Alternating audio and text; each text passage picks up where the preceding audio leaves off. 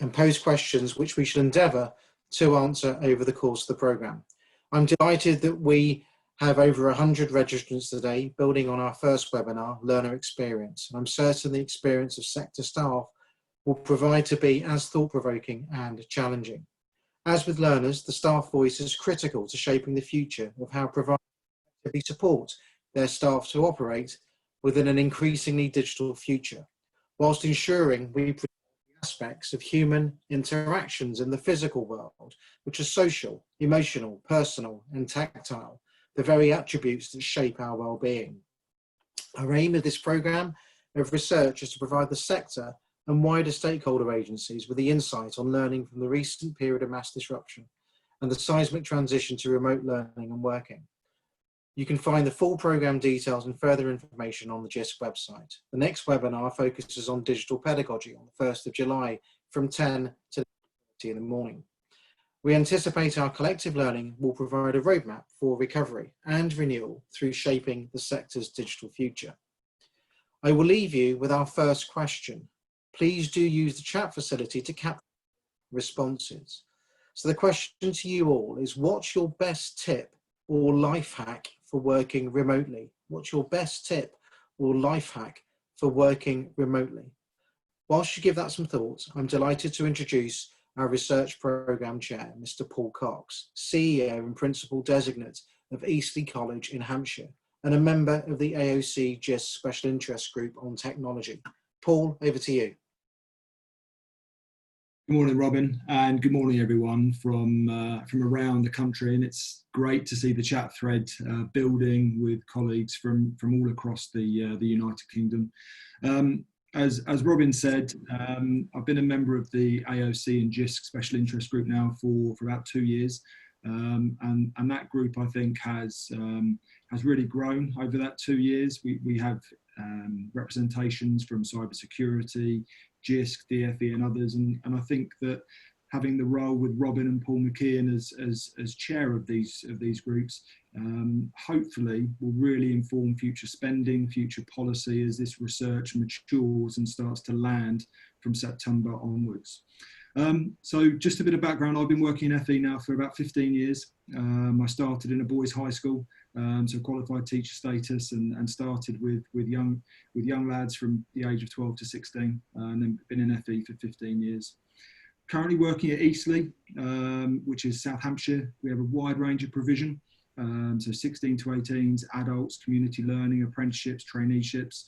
So a real breadth of provision, which I hope will enable me to, nuance some of the thread that comes through colleges that are represented here today. Eastleigh, we've recently participated in the online learning review conducted by Ofsted. We were one of the 12 colleges that were reviewed from the 1st of June to the 1st of June to the 18th of June. We learned a lot from that experience, and I think Ofsted have learned from that experience as well. And just a plug, there is an AOC webinar tomorrow at 10 o'clock, I understand, where the Vice Principal from Eastleigh, Paul Stannard, and I believe 2 other colleges are sharing their experiences for those of you that can find the time for that tomorrow. So why are we here? March 23rd, a date that I think will live in all of our memories throughout our careers, the day when we shifted our colleges to online working.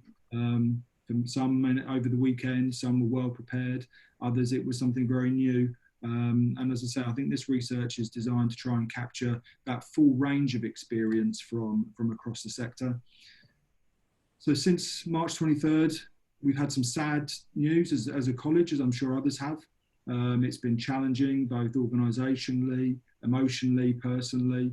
And I think what we have to do is to take the best that we've learned from this, but also reflect on the challenges that we've worked on this as well. So the design of this research session today is to try and capture what people have really got out of it, but also the challenges. We're really after honesty today in terms of that experience. We sought to shape the questions accordingly for that.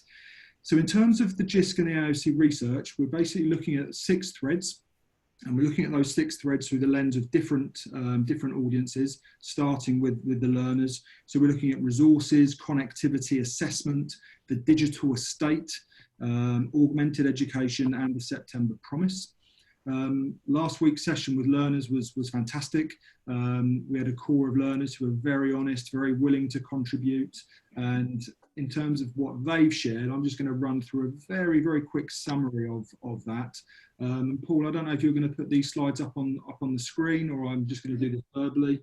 But I'm okay just to say and share really that we had 6 themes from the learners.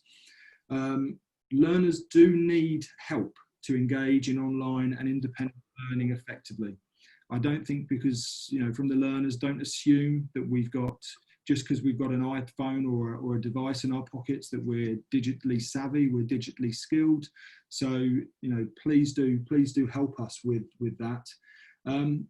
Ensure all learners have access to learning. And I think one thing that's come through this research already is that whilst I know many of us have issued devices and many of us have issued dongles and many of us have perhaps set up Wi-Fi hotspots, socially distanced in our campuses, actually one thing that perhaps came through quite more strongly than perhaps we anticipated last week was the fact that many learners actually don't even have a space at home upon which to work. So perhaps with the opening of libraries and others and community centres that may ease in the coming period, but certainly a challenge that they shared with us. They also shared online lesson fatigue. We had a mixture of sessions from learners where they explained some of them were running really long sessions online, some of them short and sharp, some of them just being posted materials and being asked to work on them. So a real mixed bag, but the general view was short and snappy sessions with then collaborative opportunities. Feedback, I think feedback is a real challenge for learners. On the next slide, Paul, please, is the timeliness of feedback. And I think this is a challenge around the expectation and the reality that actually is feasible. Whereas with the online world and so many platforms, feedback on a post or a like or a comment is so instant, but actually refined feedback that's going to improve learners' work does take far longer to generate. So I think the learners appreciated that, but that was one area that came through.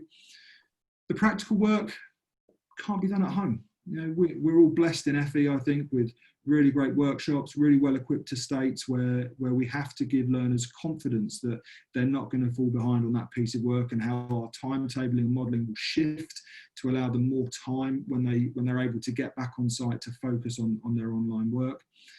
And I think it came through very strongly that the learners were sharing.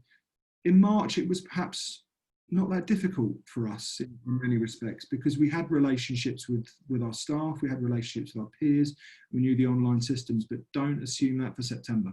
And that came through really strongly. One of our key contributors last week was a young student called Alfie. And again, a little plug, Alfie wrote a piece in the TESS at the weekend where he described a year 11 experience, which for those of you, again, that have got the time, I think it's well worth a read for considering that transition work as you come in.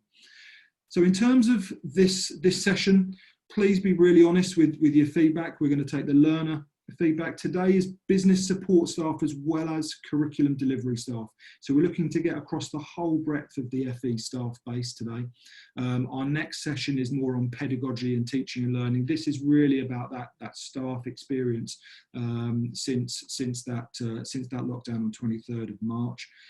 Each of the findings will compound each other then towards the round table discussions. And I think now, Paul, I'm going to just introduce today's polls, if that's okay, because we're going to start off by asking some polls. We're then going to shape some questions and some dialogue. And then how we run the dialogue sessions is we've got some contributors who are lined up in advance. They will contribute for the start point of the session. I'll then be monitoring the chat thread, trying to bring people in from the chat thread as well as our contributors, and trying to get to some really meaty discussion this morning. So welcome, you're all very welcome, and I will do my best to make sure I can get everyone's voices as heard as I can. And Paul, if we can move over to the polls now and that introduction, that would be great. Thanks, Paul. Thanks very much. So just to let you know, there is a poll that's been launched currently. It's around skills. So the question is, on reflection, prior to lockdown, to what extent did you already have the skills needed to switch to online working? Again, looking for honest responses here, recognising lots of people won't necessarily be in teaching and learning roles and have had maybe much contact with technology in the role that they currently have. I'm going to let that run for a few seconds longer. We've got over half participants who have had a go so far. Okay, I'll give you 5 more seconds if you haven't contributed. Try to now. Also way over 80% now, so I'll end the poll there and share the results. Hopefully you can see the results there, that 20% of people believe they completely had the skills, 66% partly, so that's very much the vast majority, and only a few not having the skills at all. So I will stop sharing that and move on to the next question. And this is around confidence. So there's 2 questions here, so you need to answer both questions as part of this poll. The first of which is, at the start of lockdown, how confident did you feel about your ability to do your job purely online? And the second part of the question is, by comparison, how confident were you on Monday, the 15th of June? In other words, when colleges returned to welcome more learners back, because it wasn't just a case of returning to open colleges. We know colleges have been open throughout the summer. So 2 answers here, if you could. The first of which is how confident you were that your ability at the start of lockdown to do your job purely online, and by comparison, how confident were you on the 15th of June, last Monday, when colleges reopened to a larger amount of the student cohort. All right, we're just approaching 70% of people. Again, a few more seconds on this. Very close, actually. And I'll end polling there and share the results. So nearly 50% of people were fairly confident at the beginning of lockdown, which is positive, but clearly recognising that over 50% weren't. And then by comparison, how confident were you on the 15th of June? Again, the same number, actually 47% were very confident, and positively 43% fairly confident. So there's only a few people that really weren't confident at all come the 15th of June, which shows some distance travelled. Okay, I'll stop sharing that and move on to the next one. So this is around teamwork. So since lockdown, how has working with your team been affected, if at all? Recognising clearly a lot of people are working remotely, not necessarily having the close connectivity to your colleagues as you would in a face-to-face environment. Yeah, we've not had that many, about 33% of you voted so far. A lot of very positive answers here. Again, a few more seconds, we're approaching 70% now. Okay, and I'll end polling there and share the results. You can see 55% of people believe that lockdown's positively affected their engagement with the team, which is a bit of a shock, I suppose, that it's been a positive experience. And then the next one's about workload. So launching the poll now. Since lockdown, how has your workload changed, if at all? Has it significantly increased, decreased, stayed the same, increased, significantly increased? Don't know.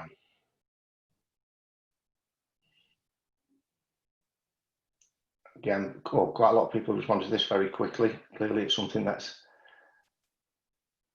on their agenda. I'll give you a couple more seconds. Nearly 100% participation in this, really positively. And you can see there that actually 38% believe their workload has significantly increased and 35% increase. So actually, the vast majority of people have seen an increase in their workload over the period of lockdown, which is to some degree unsurprising given the position we've all been put in. And the final question here is around productivity. So since lockdown, how productive, or how has your productivity changed? Has it significantly decreased, decreased, stayed the same, increased? Right, I'm going to relaunch. For some reason that poll stopped of its own accord. So I'm relaunching that poll.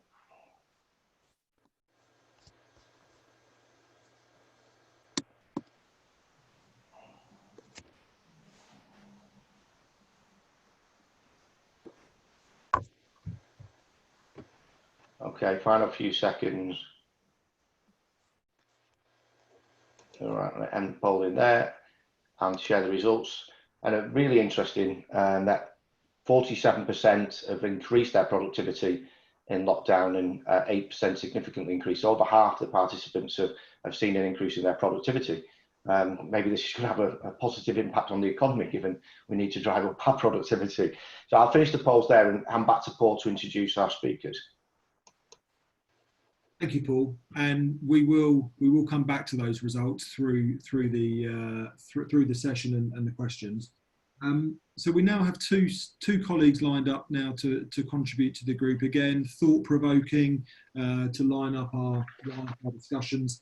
And our first contributor is Bernadette Doyle from Derby College, who's the Exec Director of HR. And Bernadette, I think, is going to be contributing with Joe Taylor, who is the AOC HR lead as well for the sector view. So we have contributions from two HR colleagues. I think Bernadette is going to go first on this contribution. So thank you, colleagues. Okay, hi, good morning, everybody. Few names that I'm familiar with. So hi to anyone that I've worked with in the past or that I know. Very quick introduction. I've worked for Derby College since 2012, came from the private sector. We employ just over 1,000 staff, and we went obviously into lockdown at the same time as everybody else, although we let our vulnerable category employees go early. And we've maintained one site open throughout with a small number of our more vulnerable students and children of key workers. So that's just a bit of context. Shut me up and stop me if I talk beyond my slot, so someone time me. Just some of the things that I was asked to give feedback on. Firstly, if I sort of cover our experience of communication. So we have ramped up communication during the period. Initially I was sending daily emails to staff to give them updates on what was happening as far as developments in coronavirus guidance for us, what was happening as it applied to the college. I've reduced those to sending an email twice a week now from me with updates, and our Director of Teaching and Learning sends 2 days a week, so we space those. And on a Friday, our CEO sends a roundup for the week. So in terms of feedback, we've had really positive feedback to the communications. I was worried that people might feel we were over communicating, but the responses I've had personally have been really positive. People feel well informed, they feel reassured, and comment the other day was that they feel that we're genuinely putting people first. So that's one lot of communication that we've been using. The other communication that we've had feedback on is with our union groups, our joint consultative group. We didn't involve them initially with the decisions to go for remote working because we had to move very fast with those decisions. But since that time, we've met fortnightly remotely to keep them informed about what's happening and to receive feedback from members. Again, I know you want me to tell you honestly bad things that are happening and difficult things, but they've been fantastic. It's really, really good relationship building. I think the fact that we've kept them informed and involved and reassured has meant that we've had no major issues with our unions. We've consulted on the return of the extension to opening of sites, the risk assessments, and although, like all of you, we got the letters originally from the joint unions and from UCU saying, you must have agreement with us, there was nothing forced on us in that respect. So if you've got good relationships with your local reps and you keep them informed, then hopefully you'll get through the issues that arise with staff. So that was a second strand of communication. And the third strand of communication was that we introduced pulse surveys. We've done 3 of these short surveys just to get a temperature reading. The first one was 1 month in, when our Director of Teaching and Learning asked our teaching staff, our delivery staff, asked them to reflect on the experience of delivering remotely, asked them to evaluate how it was going, and asked them what adaptations they had to make and recommend, and what support they wanted. We've got a good response rate to that, and we got some good feedback in terms of guidance for what more we needed to do to help and support. So that was a valuable route. The second pulse survey we did, again about a month in, was asking people, how well are you adapting? So this was the one that was particularly of interest to me. We got 91% of people saying that they were adapting either well or really well, and only 7% who said that they were really struggling. So we were trying to reach out to that 7% to say, you know, please come forward. The reasons they were struggling were around their home working conditions in the main, and also because some people really missed being able to work with other people. For some of them, it did relate to their skill base as well, in terms of how they were struggling. But really surprisingly, for an HR director to get 91% of people saying we're actually doing okay here was quite a shock to me. The main feedback that they gave at the time was that they felt supported, they were adapting well, their workloads had really increased, but they weren't complaining about that. They were just saying to us, they're increasing, here's, you know, what can you do to help us? And so we stepped in early and said, you can't do the amount of work you're doing, you can't deliver lessons in the same way that you were delivering them in a classroom. You've got, you know, we're not expecting that of you. So it gave us a great opportunity to step in and try to control some of the things that were causing them stress. We were also, in terms of support for people, we did a lot of online support for getting people geared up to knowing how to use online delivery methods.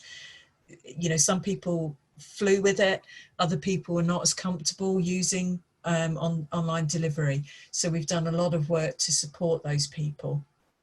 We've done a lot of work with IT support. So we've been providing equipment for people, we're providing online support for them as well.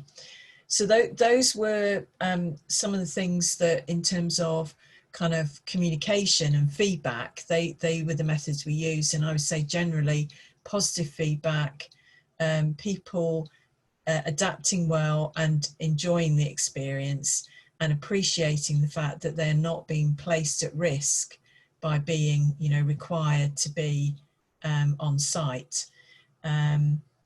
So that was kind of phase one. Phase two is now obviously more focused on bringing more people back.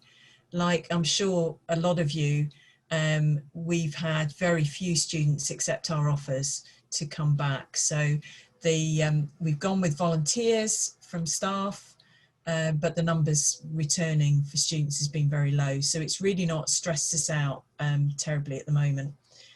Those that have come back have reported that, you know, they feel supported with the estates, they feel supported with IT.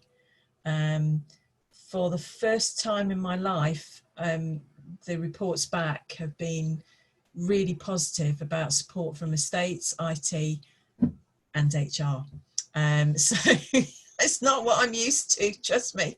I'm used to more people having more issues, but there seems to be a common theme that people are adapting well, working well to being at home, and they really appreciate the amount of support that they've given from all those support areas that have ramped up. So that's been positive. But our communications now clearly are focused on what do we do for the future? How do we widen folks coming back, more people coming back? How do we cope with the anxiety around that?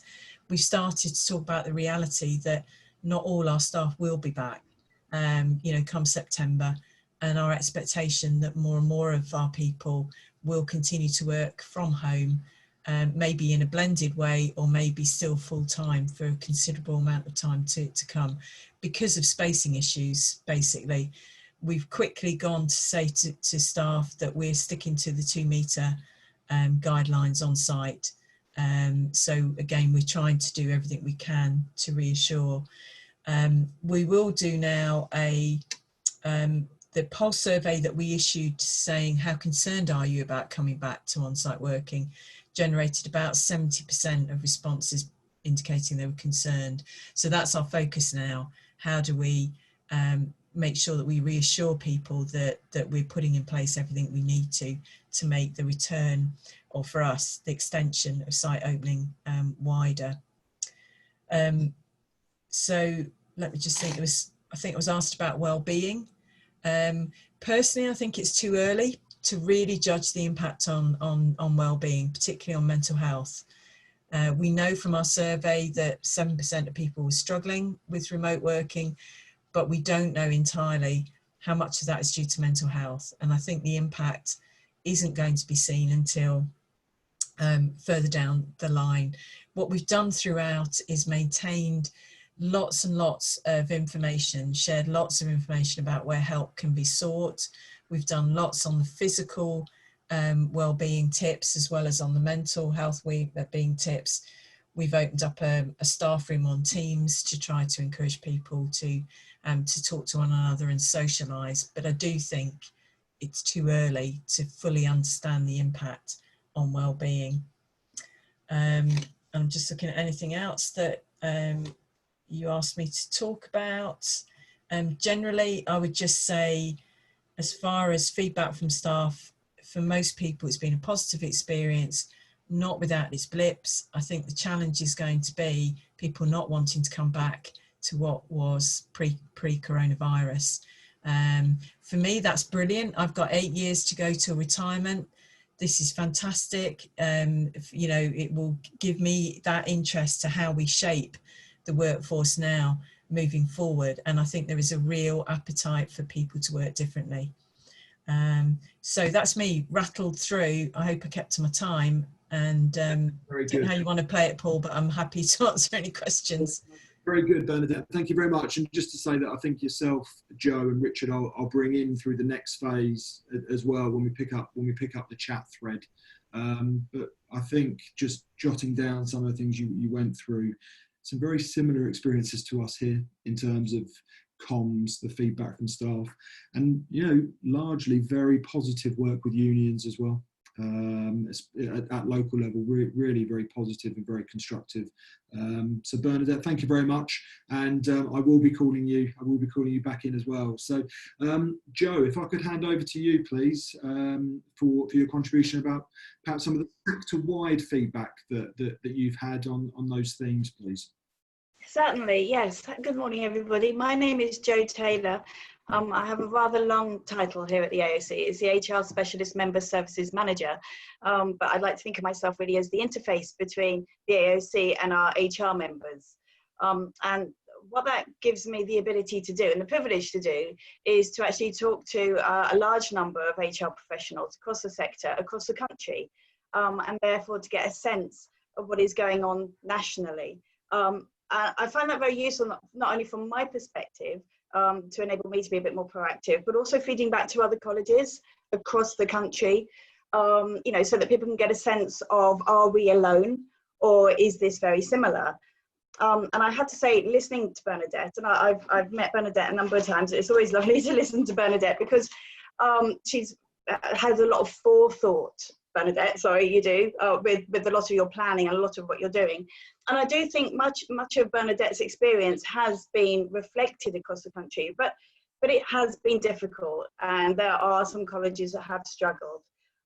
It's super to hear that the relationships, for example, with the unions have been good, and generally I think this has been a positive time. One of the things that I think as a nation we're really good at is adversity and coming through adversity. It's our moment to pull together. And I think that's what many colleges are seeing with their staff and their management teams and their union representatives, is a total pulling together with a common goal. But there have been some times when it's been a little bit sticky, and I think this reopening period is a sticky time, particularly with the risk assessments. It's super to hear, for example, from Bernadette's experience, and actually, again, very reflective, that the start of this process was quick. People were having to do things at a speed that we're just not used to working at. We work fast, but this was really quick. And so perhaps there were moments where communication lacked, understandably and reasonably, because we just had to make decisions and had to get things working. Where things are working really well, it's where the colleges have brought the unions in quite early and started that whole dialogue, and have appreciated that link. Where we're seeing it perhaps faltering a little bit is where that's been a bit slower to pick up. So we do see that, for example, with the risk assessments, that there have been some sticky and tricky issues. At a national level, we've been working with the national reps, and I think that's really helped. And similarly to colleges, we've been having weekly meetings with them. So we have a weekly check-in meeting just to see what's working, what isn't working, and as a group to see if we can preempt and perhaps cut short some of the issues that we see might be happening. So yeah, Bernadette, very reflective generally. I would say the hierarchy of the things that I was just listening to that Bernadette were talking about were that colleges very quickly and quite successfully got onto communications with staff, particularly from a well-being aspect. That was really high on the priority list of colleges, particularly from an HR perspective, is communicating with staff, keeping in touch with people, and a lot of mental health stuff, realizing that people were going to be feeling isolated, perhaps suffering, perhaps very nervous. And I know I did, for example, having to shift from what was very office-based to home-based, and suddenly with equipment that I wasn't used to, it does make you feel nervous. I think we really tackled that well. I think the next steps are the physical aspects of what's now turning into a long-term vision. Exactly as Bernadette was saying, that while some people will be coming back in, there's going to be a lot of people that won't be coming back in for so many different reasons. From an HR's perspective, I think this has forced us in a really positive way into a new world of flexible working, and we're having to think about that really quickly and carefully now. But there's a whole physical aspect of it. I've been lucky, I've managed to find myself a little corner in my house where I can set things up, and I've got my space, but I'm also sharing that with 2 teenage kids who are at school and a husband. You know, and there's a lot of people in a much worse off situation than I am, who perhaps, exactly as you were saying, Paul, about students, don't have that equipment, don't have that time, and do have to juggle a great deal. So I think that's the next aspect that we're getting into. I think similarly, a few weeks back, what I was hearing from colleges is we're kind of running out of stuff to say now. You know, we're really pummeled that well-being stuff. We're beginning to kind of fall a bit short on the webinars that we can post to people and the advice and guidance we can give to people. But how do we ease off that communication? How do we, again, as Bernadette was saying, go from very regular communication to taking our foot off that pedal a little bit? And will that make people feel isolated? And perhaps we'll see some more issues coming up as that communication eases down a bit. And I think the other big issue to tackle is we've been very forgiving of each other over this period. You know, I know that, for example, going on to a meeting and perhaps having your dog walking past you, or having an inability to share documents, we've all forgiven each other for that. Moving into the longer term, we need to think about what are the protocols going to be if we're now going to be working in a very blended way. What is our expectation of staff and how they then behave? And what does good look like? You know, how are we going to measure those quality aspects of people that are face-to-face with you on a regular basis, that a manager can therefore have that interaction with, to perhaps being quite remote and managing the performance issues that may come along with that and the staff-related issues. So I think we are now getting into a phase of, you know, somebody actually said to me the other day, the honeymoon period has certainly worn off, and we are getting into the everyday having to live with each other period in a very different world. But I think as a sector, we do seem to be pulling together quite well. I think our value is something like this, where we're sharing experiences. Looking at that chat is fantastic. And I think that's where, as a sector, we're really going to come out this very strong, is by supporting each other and not perhaps hiding our successes. there are perhaps, at the end of the day, colleges are competitors too. But I think if we can share our successes, perhaps rather than hiding the things that are going well, that will really bring us through this. Thank you. Thank I you. hope that helps give a more global perspective.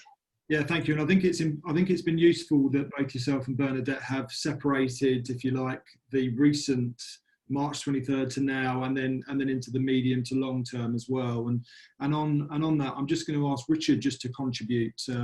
Richard from the AOC, who I know has been working very closely with the mental health and well-being aspect.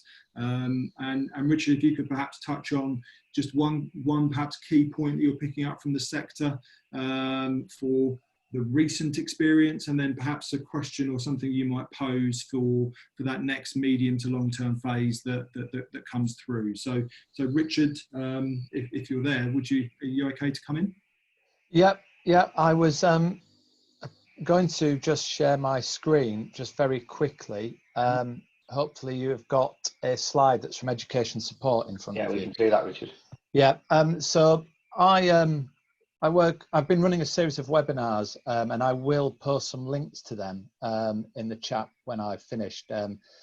One which focused on staff mental health, and one that focused on bereavement in particular I'm thinking about. But I spoke to Education Support, who are a charity who provide a support helpline to all education staff. So whether you're working as a secretary in a primary school or a lecturer in FE or in university, you can access Education Support, and they have a helpline to work through. And I just thought it was useful to just ask them what were the common things that were coming through their helpline, as well as what we were hearing. And it does mirror very much what we thought. So if you just, they're there for you to have a look at. I think there's been a real challenge for those people supporting staff. So actually, we just need to think about those people that are providing that support. The chat is full of it.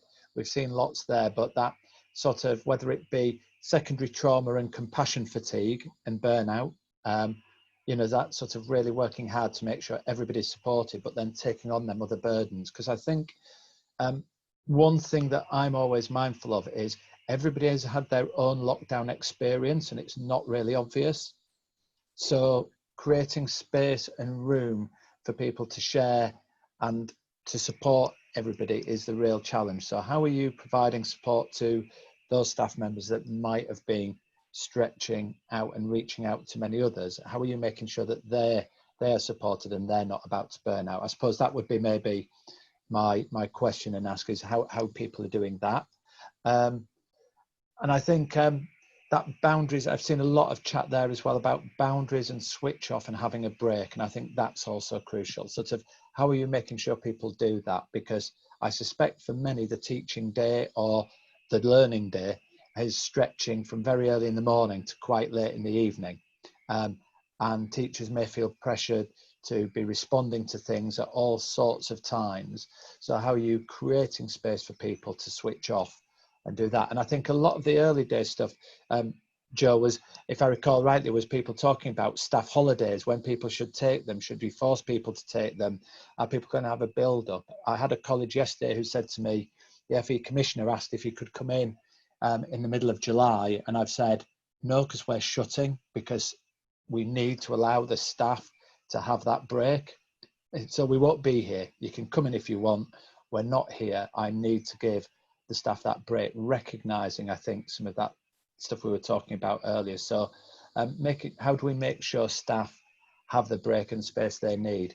Because actually we're going to have to gear up again in September, aren't we?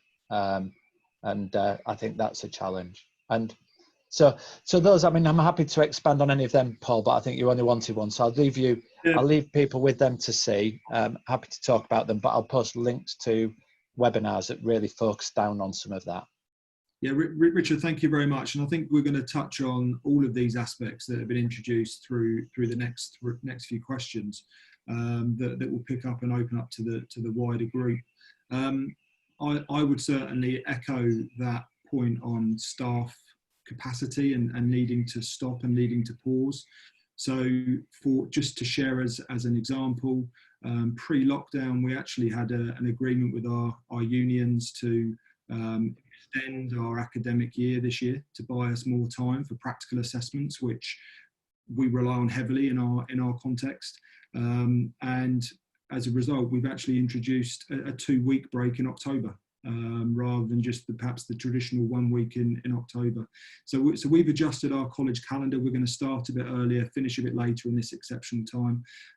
But the well-being of staff and maintaining that resource, and also that willingness as well, because I think people have been very, very willing.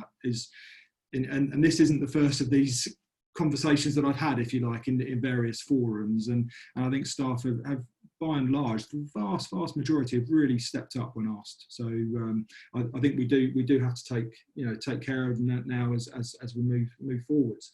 And every college context will be different. We had to make those changes because we're a very practical college that relies on a lot of those assessments, and we felt we needed more capacity in July than we had originally. So, but other colleges will have different contexts.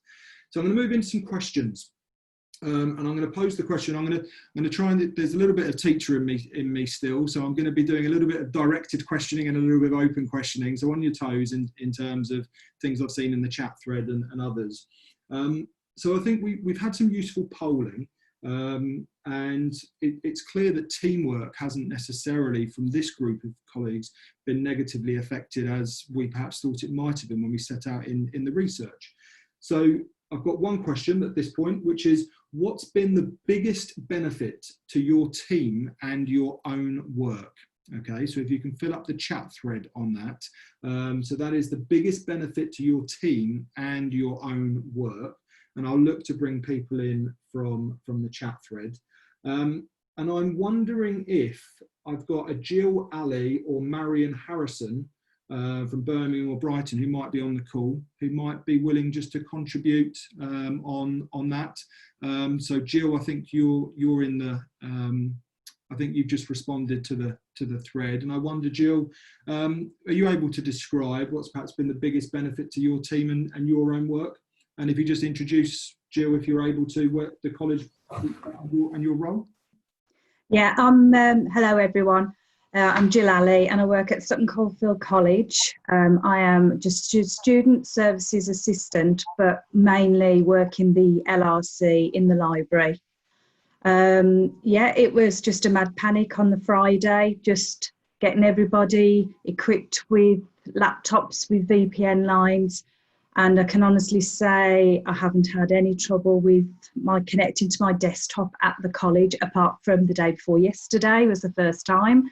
But we have a brilliant IT team who straight away went and woke up my computer. And yeah, I've been helping students that have been having problems getting onto their online lessons. We're having trouble with their passwords. I've been able to change passwords for students. I hadn't been on Teams before, never before, and I've been helping students get onto their team meetings as well. So it has been very good, and also, a learning curve for myself. That's it. Thank you, Jill. I'm just in the chat thread at the moment looking at responses, and I've seen there's a comment here about sessional tutors. Amanda, sessional tutors can often feel a bit isolated from the college, I think, in terms of how they are perhaps contracted. Their roles are very specific times. They may even be working not at main campus. So in terms of the sessional tutors, Amanda, I wonder if you're willing to contribute a little bit about how you've done that. Yeah, sure. I put that in particularly because I'm working with Lambeth Adult Learning, where almost all of the tutors are sessional, plus it's a completely contracted out service.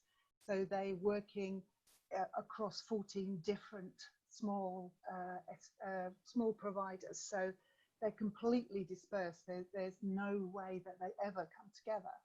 And usually the communication with the tutors is done through the individual providers. But because of what's been happening, what we've decided as a service is to try and do something particular for those tutors to help them feel that they're being looked after and that we that Lambeth Adult Learning as an organisation understands what they're going through and offering them support. So we've done a whole load of polls to find out how they're feeling, what sort of support they need. We've started doing a regular staff newsletter where they can contribute, and we're giving them advice about how to work safely at home, where to find great resources and how to share things. So, and one of the results of that has been that we've had lots of feedback, which has then contributed to a bid we've just written to the GLA for additional support post-COVID, or well, yeah, post-COVID, during COVID. So we'll now be able to go back to them and say, you've said that you want this, and now we've got some money to do it. So it's actually provided a method of communication that we never had before. Thank you very much, Amanda. And I think that sessional tutor aspect is something that we certainly need to consider in the research, because the FE workforce is very diverse. Sarah Theobald, something here about exchanging ideas across multiple campuses. Obviously, since area review, we have seen more mergers, more forming of larger colleges over a greater geographic range in campuses. So Sarah, I'm wondering if you're able to just to contribute and say how you felt that has been a benefit to your team.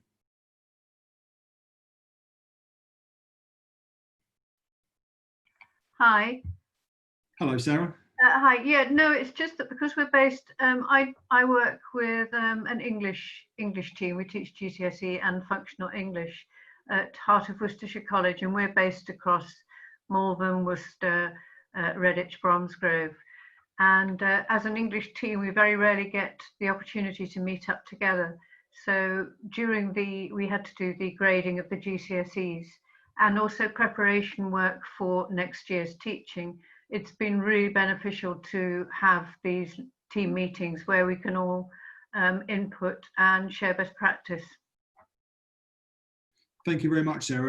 And I think, I wonder if Fran Harrison is also willing to contribute. Fran, I'm just looking at the chat thread, over 20 physical sites. I'm just wondering if, Fran, you're able to share, the benefit that you think you've had that you put into the chat thread as well. Yeah, I mean, I'm a learning technologist, so I work across lots of different departments. We're currently undergoing some redundancies, unfortunately, but there are about 2,000 of us across 25 sites. We're a QA Limited, so it's a national learning provider. Yeah. Because we're spread across sites, my immediate team are based in about 6 different physical locations. So yeah, we don't tend to get those water cooler conversations anyway, but suddenly it just feels as though everybody, no matter where I am, with the IT teams, with the learning teams, everybody actually suddenly feels like they work in the same place. Yeah. Because everybody is in their room connected digitally. So I feel I've lost that, oh, you're up there, I'm going to come up in about 6 weeks. It's something that I've only really twigged on this call, because yeah, suddenly it just feels everybody's in the same place. We're all there. We can't go visit each other, so you all just crack on and get on with it.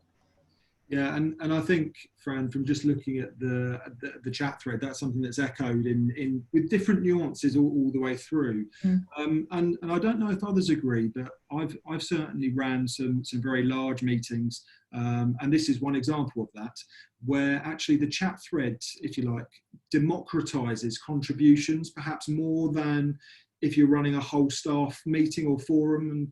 And I've certainly found in recent months that I'm getting far more contributions from those that might have never contributed in that physical staff meeting environment. So I wonder if colleagues, others have had that experience. And Fran, would you say that's been an experience that you've had across that, contributions from a wider group, or has it been mainly the same as? I mean, I'm slightly biased because I do love the company I work with, but it's an incredibly democratic organisation. But I actually started out and drifted quite away from being a primary school teacher. Yeah. And, I dread to think, about 15 years ago, we were introducing virtual learning environments into primary schools as a pilot. And we had one child who'd had a terribly traumatic background, even back then, and she was basically shut down in the class. Yeah. And the teacher came in a week after introducing a virtual learning environment, and suddenly she produced this massive website project, and was probably the most, she'd gone from being totally shut down and never speaking to the most involved member of the class. And she was about 7, 8.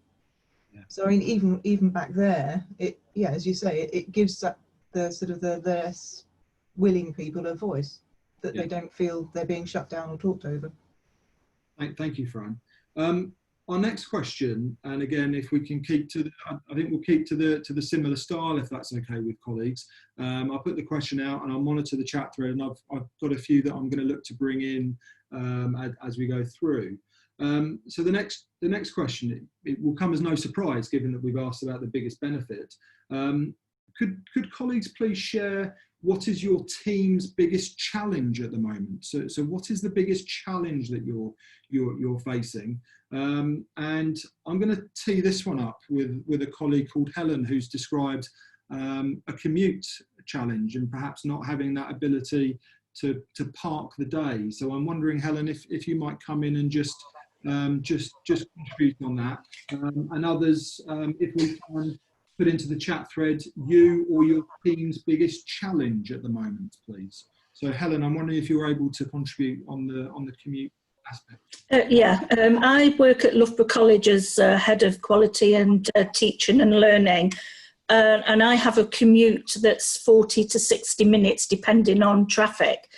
Normally early in the morning and normally quite late home at night, but that commute does give me the opportunity to start to plan what I'm going to be engaged in during the day, working with my team and the wider advanced practitioners that we have across the college for quality assurance and quality improvement. And then at the end of the day, it allows me to reflect on what we've achieved, what I've personally achieved. And I've lost that because my commute is literally down the stairs and sat at the computer. And to formulate the differences has been quite challenging, quite hard for me. I've not really had any me time. And that's the biggest challenge that I've found, not being able to switch on sometimes, but definitely not being able to switch off. And with the increased capacity of hours and the lengthening day, whilst I moaned about sitting in the traffic, I realised the impact that not doing that is now having on me, to be able to close a day and start a day of work. I think it's important that we are able to reflect on a day's work and then again to start planning. And we all know that the best plans in the world change, but digitally, I think they're changing much more quickly than, well, I certainly anticipated. I mean, one of the things I've been heavily involved in is the calculated grades process for the whole of the college. And thankfully, Friday is the deadline for the vast majority. And that's been quite challenging, not being able to switch off and have that me time, because I go straight then into family time, and it has been challenging. Thank you, Helen. And I think as someone who's commuted to London and commuting now, I have a commute of about 50 miles each way. It certainly has made a change, as I say, from moving from the room upstairs to the garden or downstairs. That separation I do certainly recognise. Bernadette, would you mind coming in and just sharing with us just a summary on the sensitive matters aspect in terms of the challenge that you think your team is facing at the moment in terms of handling those? Yeah, I mean, it's really, I think, goes against the grain to have conversations with people that are on sensitive matters, whether that be to do with, personal matters that somebody has, but also sensitive employment issues. I think it's a massive readjustment for my team, but also for the people involved, to hold those meetings remotely. We have made some exceptions by going onto site to have those meetings, although we try to be really strict about not having people back on site unless it's required. But there's no doubt about it, that's an area where people aren't as comfortable. But but it is an area that I think we will all have to adapt, and you know, because I think this is more of the future, and so, you know, giving people feedback on performance, even to the more formal processes of capability and disciplinary, those are really difficult for my team, and I think the people involved, to handle at the moment. It's a major readjustment. Yeah, thank you, Bernadette. And I think that is certainly a key matter as this becomes the medium and long term, because you know there will be both excellence but also performance that needs to be addressed as well. So excellence to be celebrated, but performance to be addressed. And I think that how that policy shape works to support the individual as well as the institution is going to be important to reflect on as we move forwards. Pam Thomas in the chat thread just has contributed quite nicely around the commute and creating a commute. But Pam, I'm wondering if you might join us and just describe about the challenge of high expectations that your team is facing. Yes, certainly. Hello, everybody. Our team, there are 3 of us. We're the organisational development team. So we look after staff development and learning for professional support areas and for academic colleagues where that is not related to pedagogy.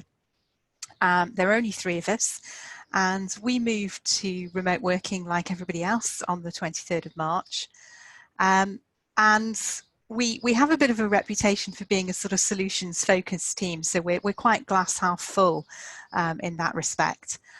So we just sort of picked up what kit we'd got, and then in typical staff development fashion, begged, borrowed and scrounged from other people. I've got my husband's second screen, my son's camera, and various other bits and pieces that we put together. And we started working. And we find little hacks and workarounds, and we asked a lot of questions from our IT colleagues, and we hammered YouTube for videos, including some great stuff, Bernadette, from one of your colleagues at Derby College, who posts some IT hacks, really fantastic stuff that we've been using. And we just turned ourselves virtual. To the extent that we transferred our phones to our mobiles and people ring us, and people think that we're still working in the office. It's only if we do something like this and people see our backgrounds and they say, oh, we thought you were still on site. We thought you were working at college. And people will often start with, oh, what's it like to be one of the few people working at college? I'm going, hey, we're not there. But because we've done that, we're now finding that there are other pieces of work from across the college that people are starting to feed our way. So it's been decided that we need to do a big push on developing digital capability, which is how I came here to be here today, because I come from an HE background. I've used the digital capability tool before, and so there's suddenly this big push, and it's like, all right, the OD and Change team can pick that up because they seem to have this sussed. And then there's a big piece on virtual induction, and people are saying, well, OD and Change team have been doing virtual induction for staff, so actually perhaps they can help us out with this, and big pieces around wellbeing and EDI. So our challenge is managing our colleagues' expectations, because we want to do great work, we want to work collaboratively with people, but we are 2.8 posts, and so we've got some challenges there in terms of managing expectations. In common with a few people on the chat, we're taking our end of term CPD day virtually on the 3rd of July. We've had to work with some of our external providers. We've been training people in the college, and we've been training people externally who've said, well, I'd really like to have a go at that. I'm happy to bring my seminar into the virtual world, but I don't know how. So we have in that respect become a bit of a victim of our own success, and I quite liked the idea that you said there was a college that had declared a summer holiday shutdown. I'm quite envious because I would really like a summer holiday shutdown. Thank you for that contribution. It's Pam. It's much appreciated, and I think I certainly appreciate that expectation that has fallen not just on the few. Actually, I think that expectation has fallen on the many in terms of that, and I think the thing you put in the chat thread around the victim of our own success, I think that is perhaps something we have to manage into this medium and long term in terms of that calibration of expectation as we move from wholly on site in the main. I don't think anyone sits in group saying the wholly online is the way we all want to end up, but this blended model of, and that blur between the online and the physical is certainly something that will be calibrated, I think, as this matures through organisations. Jay Tyler, I've just been monitoring the chat thread, and you raised something around students depression and isolation as a key challenge at the moment. Would you just mind sharing how that's affected a challenging context? Well, I think however much we've tried to do, and we are very positive about using Teams, and I agree with a lot of what people have said about better team working, and in some ways it has been very positive, and we know that when we go back in September, we want our students to carry on using this technology. So for us, that would be, we've been using Teams, and it certainly helped. I'd had my students using OneNote from the beginning of the year, so that really helped. It's just, I think, what's missing, because I've got my students are mostly autistic. I'm in the SCN department, and I made a comment earlier on as well about not having to cope with their behaviour, because for our students, what's missing is just that exact thing that we can't provide.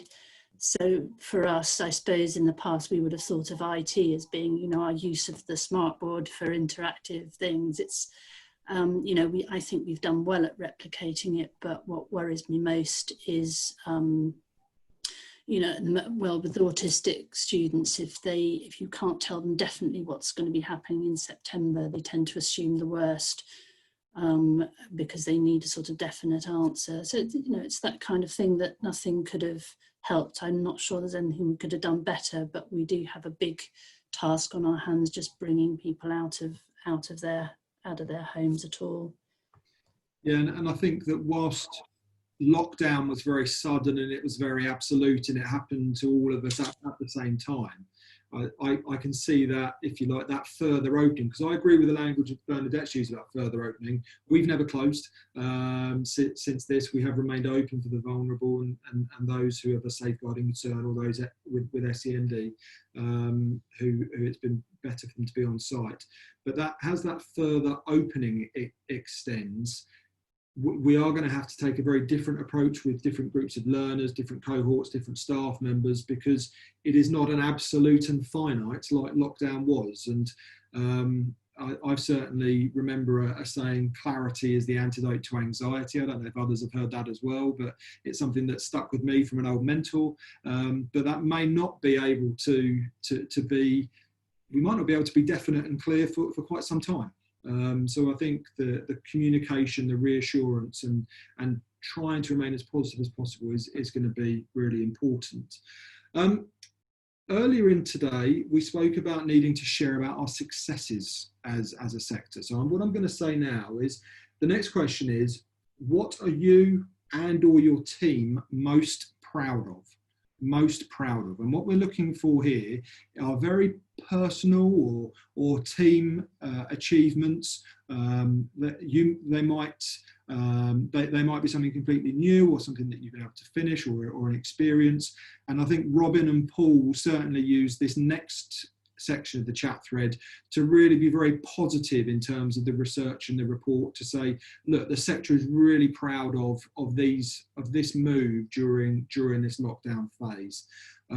So I think I'll monitor the chat thread again, and in terms of aspects here, and I think in terms of, if I was to share something most proud of, is actually I would share how quickly the staff moved to providing a college that was wholly online. I'm dead proud of it.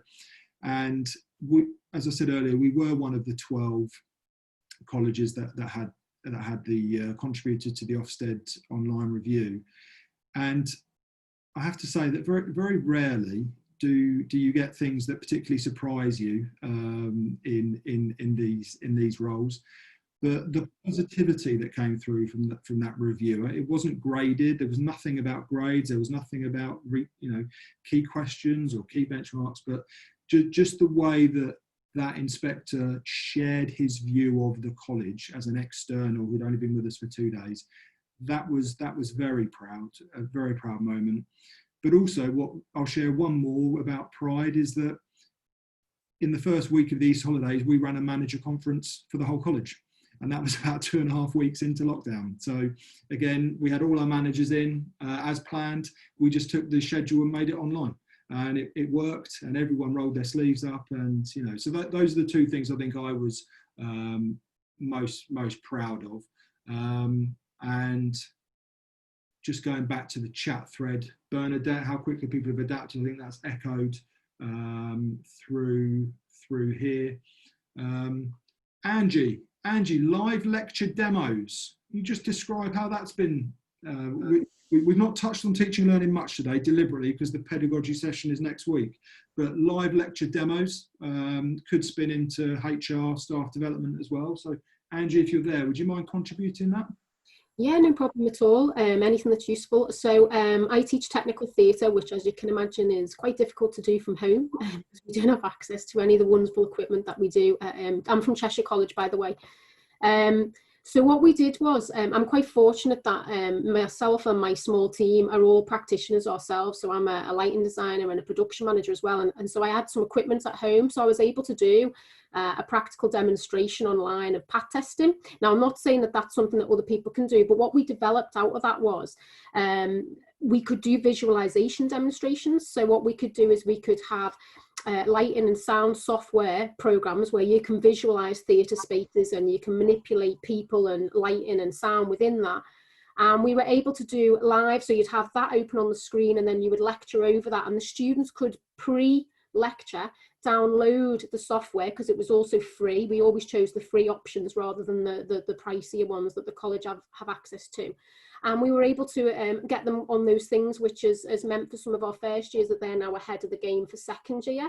So although it's not ideal, it was a way of perhaps putting some of the learning that you tend to do as more of a homework task kind of into like sessions and you were engaging more, and actually it worked really well. So yeah. Thank you very much indeed. And again, I think that could be something that spins across the staff development, similar to teaching as well. Kelly Edwards. Student resilience and positive attitude. Yes, that came through from ours as well. Kelly, would you mind just sharing the feedback you had as well, if you're there? Yes, of course. Good morning, everyone. We were amazed at how well the students. Sorry, Kelly, can I interrupt you for just 1 minute? Yeah, of course. Would you mind just checking you're on mute, please? Apart from the contributors, I'm very sorry. Sorry, Kelly. Do you mind just? That's all right, no problem. That's all part and parcel of it, isn't it? Cheers. My dog will start barking in a minute, and that will sort of create it all. Basically, we were amazed at how well the students have coped with the change. Obviously, we were running with our digital strategy anyway, but it was interesting that quite a lot of them were able to examples of where they've had to be more resilient or come up with different ideas for dealing with solutions.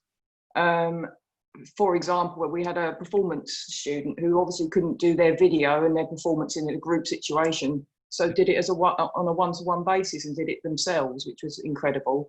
The students also spoke about the fact that they felt they were needy on reflection, that they always needed their teacher, but actually being at home and having to put the effort of contacting their teacher through Show or through Teams meant that they tried to find solutions to dealing with any problems they have, or they spoke to each other. And so there was a lot of peer support going on.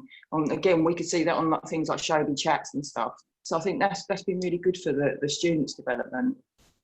Thank you very much, Kelly. Thank you very That's much. okay. So others will echo that. Foster C in terms of username. ICT department, clearly you guys have been at the heart of what's been required, and I think quite often ICT departments, you know, you only ever really come to the fore when there's a problem. So I think it's been a really great opportunity for those departments to really move forwards in the thinking of the college.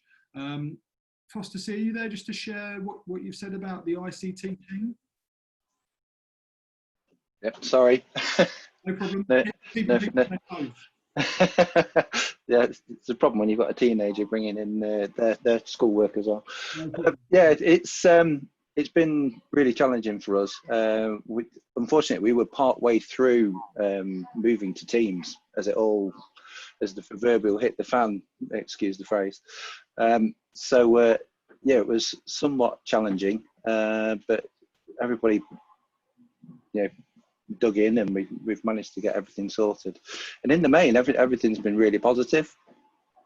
Some key relationships which, you know, we had with other key departments, you know, MIS and people like that, for making sure that we're keeping everybody up to speed and making sure that the data flow was still consistent. And obviously the predicted grades system threw a bit of a spanner in the works, so we had to come up with a way of managing that and making sure that the flow was consistent across the board.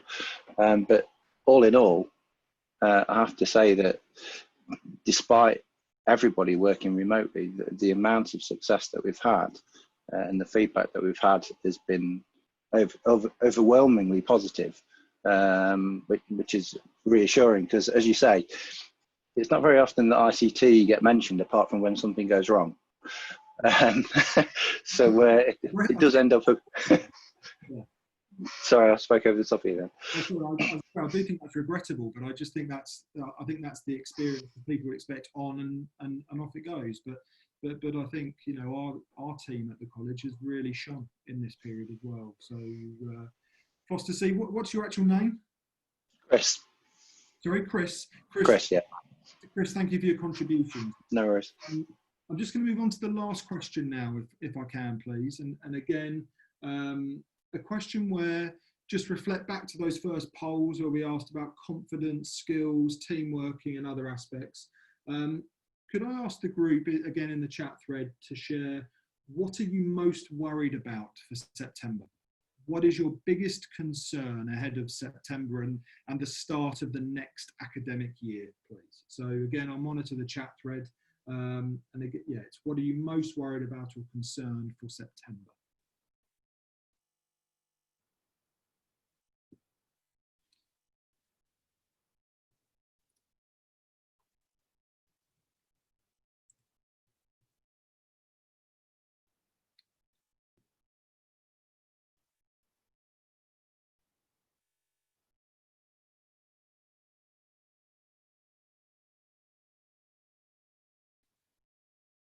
Andy Hampel, who's just contributed around positive lessons from this experience and not go back to the old normal. Andy, are you able just to share perhaps the one thing you're hoping that will continue from this, if you're there and able to contribute?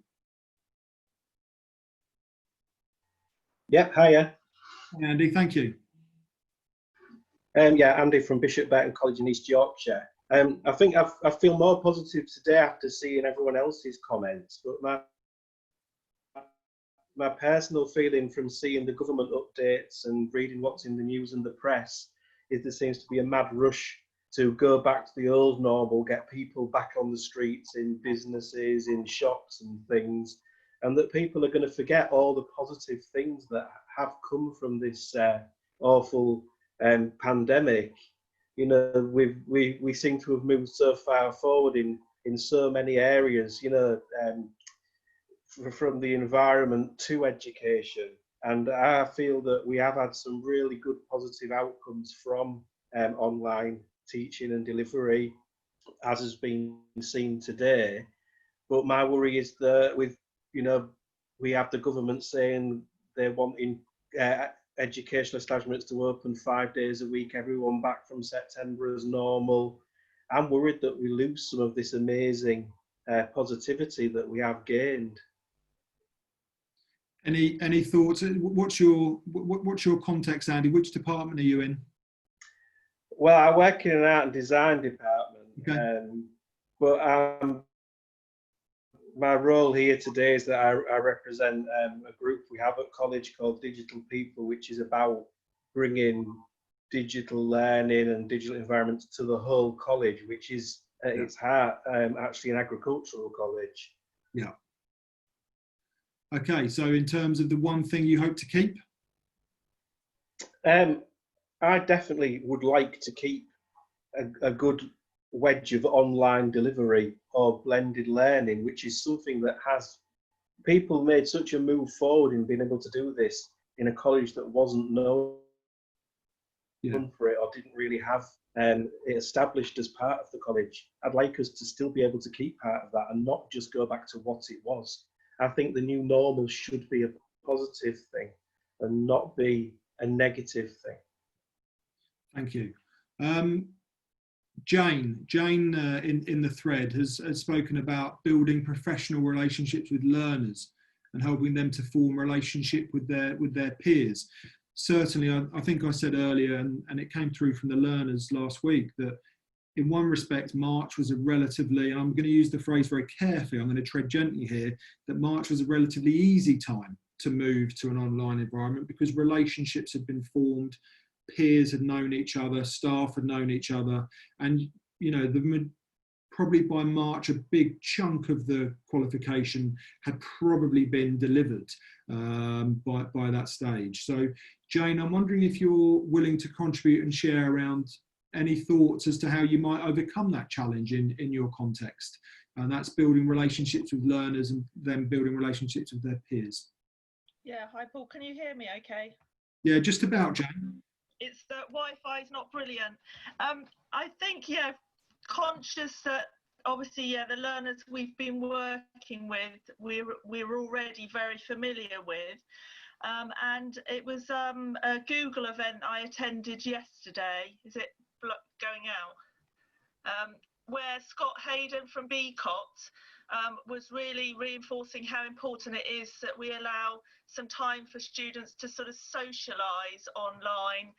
So the beginning of all their sessions, they, spend 10 minutes really just chatting, having a conversation. I thought there was some real value to that we acknowledge that, people want to talk and they want to, they want to share that social experience. And I think that would be some way that we would start in September, making sure that the learners that we engage with online, we give them the opportunity to share their thoughts and express themselves before we kind of go into a sort of formal live delivery of a lesson.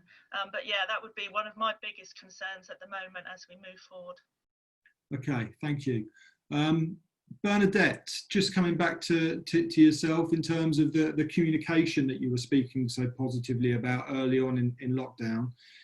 Bernadette, given that we are unlikely to have absolute clarity, and given that we all work in different contexts, some of us in inner cities where perhaps we've got one way in, one way out with access control, perhaps some of us with more open campuses, and where distancing or whatever the new measures that are defined, this meter plus, just wonder how you might be thinking about approaching that, because there's quite a bit in the chat thread here around the uncertainty. And I certainly think uncertainty is going to have to be an emotion that we get used to dealing with, because I think, Professor Chris Whitty yesterday said that he could see this running through to the spring in terms of some form of modified life. So Bernadette, are you just able to contribute to your thinking around that? Because I think that uncertainty is certainly a big aspect of what's coming through the thread.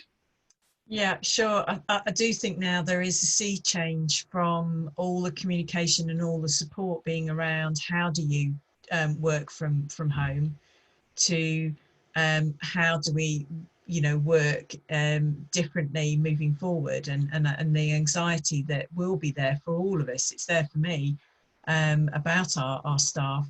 How do we, if we're required to all be back on site, in September, realistically, we don't think we will be. So for me, it's about the communications being open. So, my style of communication is now changing. So it was full of, this is the rules, this is the guidance, you must do this, you mustn't do that. That was the emphasis of it. Very typically what you expect from HR, we'll give you the do's and don'ts.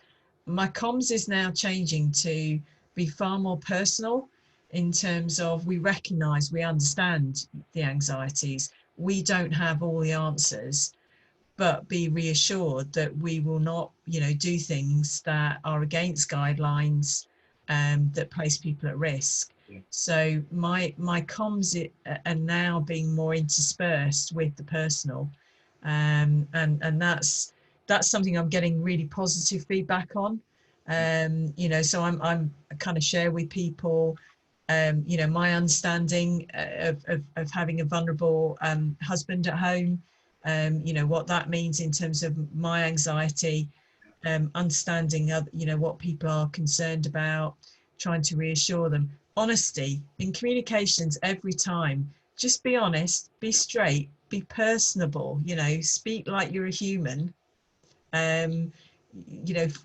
Yes, we've got to tell them the rules, we've got to tell them the do's and don'ts, but ultimately tell them we don't know the answer to everything, but tell them that we're putting their interests, first, because just as a member of staff is worried about their circumstances, so am I about mine. Yeah. I'm not superhuman. Obviously, I tell my husband I am, but I'm the same as anyone else, same set of worries. So be open, keep regularly communicating, keep trying to reassure, and that's what I think we need to do with our comms moving forward. Yeah, and I completely agree. I think the honesty that actually there are a whole host of unknowns. And there are known unknowns, which is a phrase bandied around, and there are also going to be an awful lot of unknown unknowns, I think, and we just have to accept that and be honest and transparent with our colleagues, and that aspect. We honesty, I think, is critical. Honesty and just sharing and being open. So thank you to everyone for your contributions to those 4 questions, and I'm sorry I've not been able to get to everyone on the chat thread. Paul McKeon from JISC has been in the background as well through this, and he and I have been communicating on the chat thread, and we'd like to run a final poll, if we may, which has been constructed from the chat thread, and what we're asking colleagues, please, is what one thing do you want your college to do to improve your staff experience as we now move forwards? Okay, so we've generated this from oh, Paul, where's the text? The text is in the chat pane, Paul. So in the chat pane, I've written all of the responses that you've all articulated throughout the session, put the letters against that, and then you need to, on the poll, click the corresponding letter to the statement. Perfect. So I'll go through. So A, provide me with the equipment I need to work from home. B, provide me with the CPD I need to improve my digital capabilities. And this is in the chat thread from Paul McKeon. C, continue to enable staff from across the college to meet, work together online. D, bring staff from across the college together to work on a virtual induction program. E, allow additional time for planning and delivery. F, provide opportunities for learners to engage socially online. G, acknowledge, celebrate and share our successes. And then H, for all those who say H, which is other, would you mind just putting your own personal aspects into that chat thread? And we're only asking for one from each of those contributing. Thank you, Paul. And sorry, I was expecting what we put in the chat thread to appear, so my apologies. But no, thanks to everyone, and we'll leave this open until we get a big representation from the group. Just over 50% now, so if everyone else can continue to participate. Remember, in H, we've got one H so far.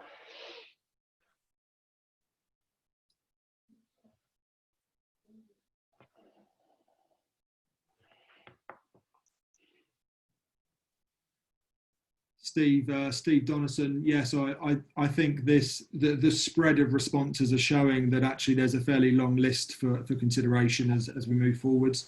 And I think the real important aspect is that this is a sector-wide webinar, and that colleges will have different contexts. They will have different types of provision, land-based, metropolitan, rural, suburban, different types of learner cohorts. So yes, we were half expecting this to be a fairly broad spread, but we wanted to try and provide a wide tent for everyone to contribute to.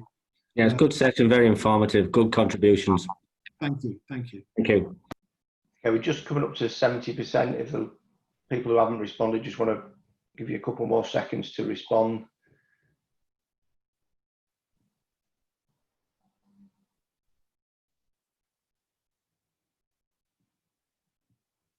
Okay, I'll end the poll now. Perfect. Thank you, Paul. And share the results. So the actual was a joint top score of B and C. Scrolling up to B and C. So that was provide me with the CPD I need to improve my digital capabilities and continue to enable staff from across the college to meet, work together online. So clearly this opportunity for staff to come together, to work together and to learn is utmost in everybody's thoughts in their responses. And I think just before I move on to the conclusion, I think getting staff together to meet in a college environment can often be very complex. We've had a bit of input today around sessional tutors. We have part-time tutors. Some of us will have times in the week where we have common time, but not everyone works on those days. And I do think that the togetherness that organisations have been able to find at team level and at organisational level has been vastly improved in terms of the flexibility to get people on board and to get people in meetings. So as I just move on to conclude today, first up, I have to say a massive thanks to all of you. We do have a sector where I think we have responded really well since March. We're now moving into this medium to long-term planning where we have to get ready in that period where there is uncertainty. So I want to thank you all for your time, because I understand how precious it is, and I know JISC and AOC really value that. We do have another webinar next week, and that webinar is very teaching and learning and pedagogy focused, hence why today I haven't focused a great deal on teaching and learning, because we will have a whole session on that next week. So I'd encourage those of you who are from that teaching and learning background, or indeed organisational development, to join that. And then from the sessions in terms of the webinars, we're then going to take those findings and pose them to round tables. We have 2 round tables planned, where we have colleagues joining from DFE, ESFA, Ofsted, etc., college leaders, governors, where we're going to be posing some of these questions into those round tables as well. So all of your contributions, all of your voice will be very much carried forwards into those sessions. So again, I thank you for your contributions. I think we've had a great deal of inputs. I think the positivity has come through as it is fantastic. I think how everyone has responded. So thank you very much for that. I did in the chat thread earlier put in the AOC session on the Ofsted feedback, where the Vice Principal for Italy and others will be contributing to that tomorrow.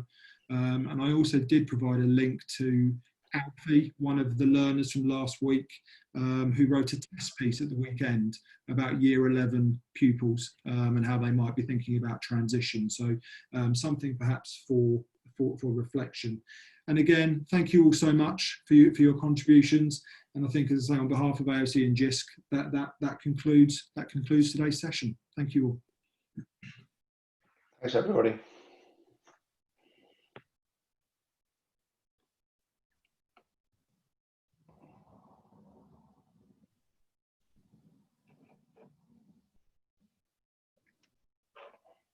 Paul, we've had a question